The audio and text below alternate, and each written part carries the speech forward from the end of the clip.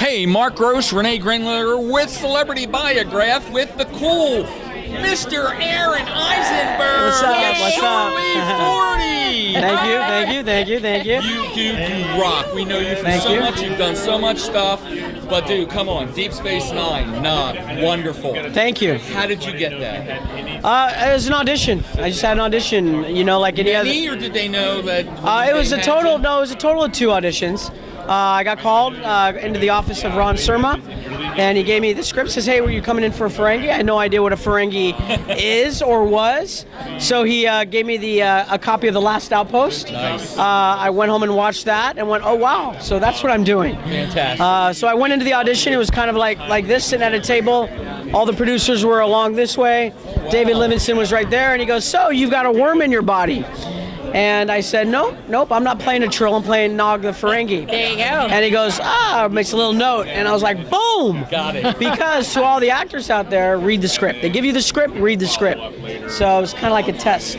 Read the script, and to be honest, I think the role was kind of written for me because Ferengi are short. So they needed to make sure that whoever played the kid didn't grow up to be 6 feet tall. Right. So they needed an adult that was already small. Right on. So it would stay small. So that's kind of I think why I got it. Thank you. Yeah. Now, what you were saying, you were talking about the gaming and the game Victory is Life. Well, Victory For Star Trek Online is what you're talking about. Yeah. Right. Wasn't Victory is Life what the Dominion said? They were the Jem'Hadar. That was one of the Jem'Hadar's line, I think. Victory is Life. And they used to sprout that out of a few episodes. I think they use that because the Jem'Hadar were now introduced into the game as a playable character. Oh, okay. If I'm correct. Yes. Yeah. Yes. Now, for you, I got to ask you this because DS9 ran so long. I get it. We did the same. We interviewed Dreyfus a few weeks ago, and he put it in my mouth.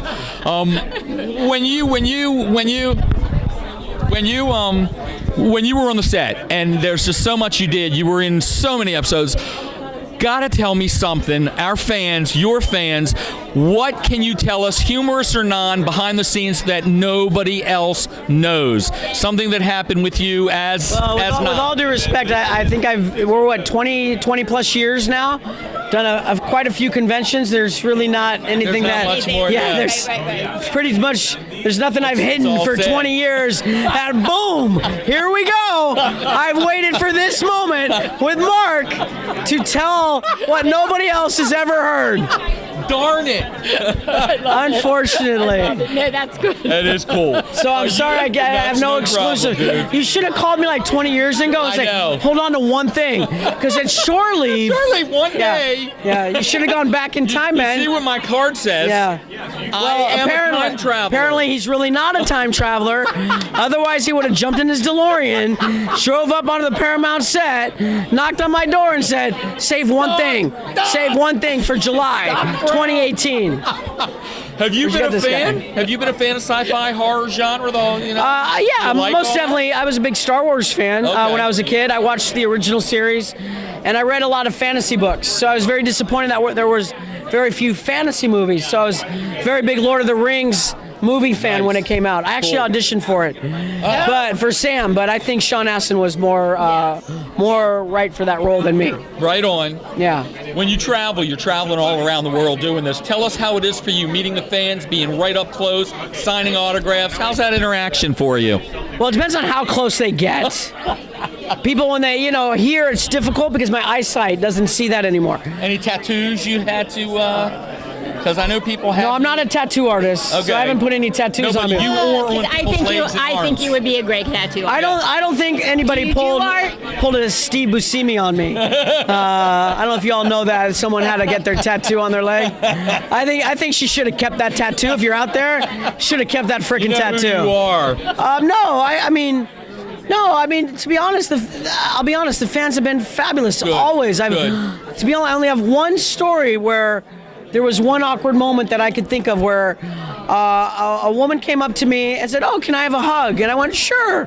She went in to hug me, and then she goes, "Oh my God!" Yeah, and I was like, "Okay, we're going a little too far." Oh yeah. Now That's more than a hug. That would be more than $100. Now, if that was Gal Gadot, might have said, sorry, honey, to my fiance. She'd have been, that's okay. And I would have let it go further to see where.